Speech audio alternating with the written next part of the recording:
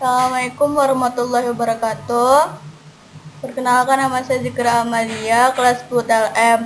Di sini saya akan menjelaskan tentang komunikasi di tempat kerja. Yang pertama yaitu definisi komunikasi. Istilah komunikasi berasal dari bahasa Latin yaitu communicatio yang berarti sama makna. Maksudnya, komunikasi terjadi jika di antara individu yang terlibat ada kesamaan makna mengenai sesuatu yang disampaikan. Menurut Kamus Besar Bahasa Indonesia atau KBBI, komunikasi adalah pengiriman dan penerimaan pesan atau berita antara dua orang atau lebih sehingga pesan yang disampaikan dapat dipahami. Menurut Udjana, komunikasi adalah proses penyampaian suatu pesan oleh seseorang kepada orang lain untuk memberitahu atau mengubah sikap, pendapat, atau perilaku baik secara lisan maupun tak langsung melalui media. Menurut William dan Wine, komunikasi adalah mengemukakan proses pertukaran informasi antara individu melalui sistem biasa, baik dengan simbol, sinyal maupun perilaku atau tindakan. Yang kedua yaitu lambang komunikasi. Menurut KBBI, lambang adalah sesuatu seperti tanda, lukisan, perkataan, rencana, dan sebagainya yang menyatakan suatu hal atau mengandung maksud tertentu. Adapun kegunaan lambang dalam proses komunikasi antara lain. Yang pertama, lambang adalah alat untuk memengaruhi komunikan. Yang kedua, lambang adalah alat untuk memberikan pemahaman kepada individu tentang pesan yang disampaikan. Yang ketiga, lambang adalah alat untuk menjadikan pengertian terhadap pesan-pesan yang disampaikan. Yang keempat, lambang adalah alat untuk menghubungkan komunikator dengan komunikan. Yang kelima, lambang adalah alat untuk mencapai suatu tujuan komunikasi. Jenis-jenis lambang yang diperlukan dan digunakan dalam proses komunikasi antara lain. Yang pertama, lambang gerak. Lambang gerak adalah lambang yang menggunakan gerakan anggota badan. Contohnya, menggelengkan kepala yang menunjukkan tanda tidak setuju. Yang kedua, lambang suara. Lambang suara adalah lambang yang menggunakan pendengaran atau telinga. Contohnya, mendengar ke radio, sirine, TV, dan lonceng. Ketiga, lambang warna. Lambang warna adalah lambang yang menggunakan warna-warna. Contohnya, warna merah pada lampu lalu lintas di perempatan jalan raya. Yang keempat, lambang gambar. Lambang gambar adalah lambang yang menggunakan gambar-gambar. Contohnya, iklan dalam majalah atau surat kabar selalu menggunakan gambar yang sangat menarik. Yang kelima, lambang bahasa. Lambang bahasa adalah lambang yang menggunakan bahasa baik lisan maupun tulisan. Contohnya, terdengar nada lagu, irama, aksen dalam bahasa yang diucapkan. Lambang yang keenam, lambang huruf. Lambang huruf adalah lambang yang menggunakan huruf. Misalnya, pesan yang disampaikan melalui surat biasanya. Lambang angka adalah lambang yang menggunakan angka-angka. Contohnya, alat-alat menghitung seperti mister dan meteran. Yang ketiga yaitu prinsip komunikasi. Prinsip komunikasi terbagi menjadi dua, yaitu yang pertama unsur-unsur komunikasi yang termasuk ke dalam unsur-unsur komunikasi, yaitu yang pertama komunikator. Komunikator adalah orang yang menyampaikan pesan, ide, pernyataan, keinginan, dan pertanyaan. Komunikator merupakan orang atau sumber yang menyampaikan atau mengeluarkan stimulus antara lain dalam bentuk informasi atau pesan yang harus disampaikan kepada pihak atau orang lain. Yang kedua yaitu komunikan. Komunikan adalah orang yang menerima ide, pesan, pernyataan, pertanyaan, dan keinginan dari komunikator tersebut. Komunikan memberikan respon terhadap stimulus. Yang diberikan respon tersebut dapat bersifat pasif atau dalam bentuk aktif. Ketiga, pesan. Pesan adalah ide atau keinginan dari komunikator yang didukung oleh lambang. Yang keempat, saluran media atau channel. Media adalah sarana atau saluran yang menunjang pesan jika komunikan jauh tempatnya atau banyak jumlahnya. Media merupakan alat atau sarana yang digunakan oleh komunikan dalam menyampaikan pesan atau informasi kepada komunikan. Yang kelima, efek atau feedback, yaitu pengaruh dari adanya pesan. Prinsip komunikasi yang kedua yaitu efek yang timbul ketika berkomunikasi. Hal penting ketika berkomunikasi adalah bahwa komunikator harus berupaya agar pesan yang disampaikannya menimbulkan efek pada komunikan sesuai harapan komunikator. Ada 3 efek yang ditimbulkan ketika berkomunikasi, yaitu efek kognitif. Dalam efek kognitif, pesan disampaikan menyebabkan komunikan menjadi lebih tahu. Yang kedua, efek afektif. Dalam efek afektif, pesan yang disampaikan komunikator memungkinkan komunikan mengetahui atau bahkan tergerak hatinya, sehingga menimbulkan perasaan tertentu seperti marah, kecewa, gembira, terharu, dan bangga. Yang ketiga, efek behavior. Dalam efek behavior, pesan yang disampaikan kepada komunikan selain membuat komunikan tahu dan tergerak hatinya, juga akhirnya melakukan sesuatu tindakan.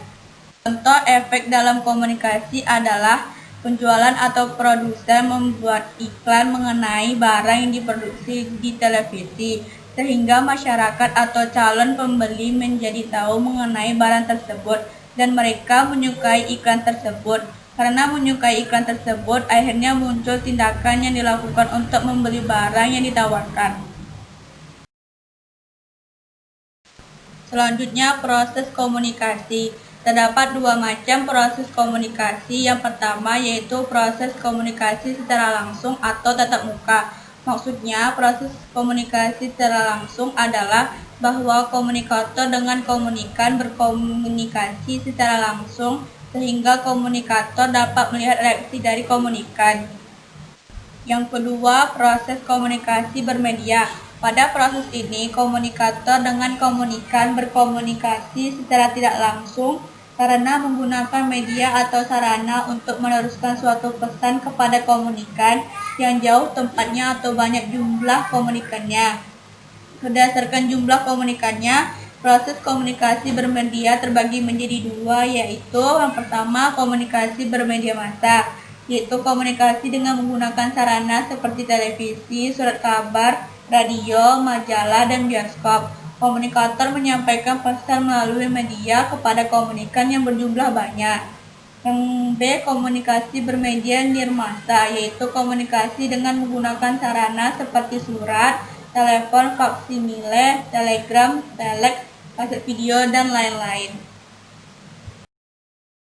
Selanjutnya, jenis komunikasi. Komunikasi kesehatan adalah usaha yang sistematis untuk memengaruhi secara positif perilaku kesehatan masyarakat dengan menggunakan berbagai prinsip dan metode komunikasi, baik menggunakan komunikasi interpersonal maupun komunikasi massa. Bentuk komunikasi dalam program kesehatan masyarakat yaitu yang pertama, komunikasi antar pribadi dalam kesehatan. Komunikasi antar pribadi adalah komunikasi langsung tatap muka antara satu orang dengan orang lain, baik perorangan maupun kelompok. Dalam pelayanan kesehatan, komunikasi antar pribadi ini terjadi antara petugas kesehatan dengan klien atau kelompok masyarakat dan para anggota masyarakat. Contohnya penyuluhan kelompok dan konseling kesehatan. Komunikasi antar pribadi dapat efektif apabila memenuhi 3 hal berikut. Yang pertama, empati, yakni menempatkan diri pada kedudukan orang lain atau orang yang diajak berkomunikasi. Yang kedua, respek terhadap perasaan dan sikap orang lain. Yang ketiga, jujur dalam menanggapi pertanyaan orang lain yang diajak berkomunikasi. Jenis yang kedua, komunikasi massa dalam kesehatan. Komunikasi massa adalah penggunaan media massa untuk menyampaikan pesan atau informasi kepada khalayak atau masyarakat. Komunikasi dalam kesehatan masyarakat berarti menyampaikan pesan kesehatan kepada masyarakat melalui berbagai media agar masyarakat berperilaku hidup sehat. Komunikasi di sektor kesehatan bukan saja diperlukan untuk melibatkan partisipasi seluruh komponen masyarakat dalam pembangunan kesehatan, tetapi juga penting untuk memperoleh dukungan politik dan kebijaksanaan dari para pejabat, penyelenggara negara atau pemerintah, baik eksekutif maupun legislatif, dan para pejabat lintas sektor yang lain. Jenis komunikasi tenaga laboratorium medik. Komunikasi yang dijalin oleh tenaga laboratorium medik dapat berupa hubungan antar pribadi dan antar unit kerja. Ada dua bentuk komunikasi yang dijalankan oleh tenaga laboratorium, antara lain yang pertama komunikasi internal, yang kedua komunikasi eksternal. Selanjutnya, standar penampilan diri. Pentingnya grooming dalam penampilan prima. Grooming dalam penampilan prima mengandung arti perawatan atau pemeliharaan yang harus dilakukan agar seseorang mempunyai penampilan yang prima atau terbaik, sehingga citra diri seseorang terlihat sangat menarik bagi siapa saja melihatnya. Agar tampil menarik, khususnya di hadapan kolega dan pelanggan, ada beberapa hal yang harus diperhatikan, antara lain yang pertama kesehatan tubuh. Beberapa hal yang menjadi prioritas dan harus diperhatikan antara lain yang pertama, makan makanan yang bergizi. Individu memerlukan makanan sehat yang memenuhi standar gizi yang dibutuhkan tubuh, yaitu makanan 4 sehat 5 sempurna. Yang kedua, olahraga. Makanan yang bergizi sangat baik jika diimbangi juga dengan olahraga yang teratur, karena olahraga yang teratur mampu menyehatkan jasmani, melunturkan otot-otot, melancarkan pembuluh dan aliran darah ke seluruh tubuh. Yang ketiga, istirahat yang cukup. Yang kedua, perawatan anggota tubuh. Perawatan tubuh sebaiknya dilakukan secara menyeluruh, mulai dari ujung rambut sampai ujung kaki. Perawatan tubuh yang baik yaitu perawatan rambut, perawatan mata, perawatan gigi, perawatan wajah atau muka, perawatan kulit, perawatan tangan dan kaki, napas tidak sedap dan bau badan, perawatan kuku. Yang ketiga, busana kerja dan aksesoris. Salah satu faktor yang harus diperhatikan untuk dapat tampil menarik adalah busana dan aksesoris yang digunakan. Selanjutnya, komunikasi tempat kerja. Komunikasi dengan kolega dan pelanggan. Secara umum, kolega berarti teman sejawat atau teman sepekerjaan. Pelanggan adalah individu yang kegiatannya membeli dan menggunakan suatu produk, baik barang maupun jasa, secara terus-menerus. Pentingnya menjalin hubungan baik dan kerjasama dengan kolega dan pelanggan antara lain yang pertama, mendapat dukungan dan bantuan tenaga dan pikiran dari kolega dan pelanggan. Yang kedua, memperoleh kemudahan dan kelancaran. Yang ketiga, terhindar dari hambatan akibat konflik kepentingan. Yang keempat, terhindar dari gangguan pihak lain. Yang kelima, memperoleh hasil yang optimal. Melayani pelanggan bukan hanya dengan sikap basa-basi dan sopan santun, tetapi juga dengan tutur kata dan sikap yang sepantasnya. Hal yang mendasar adalah terpenuhinya hak pelanggan dalam memperoleh pelayanan terbaik, serta mendapatkan informasi yang jelas dan lengkap tentang produk.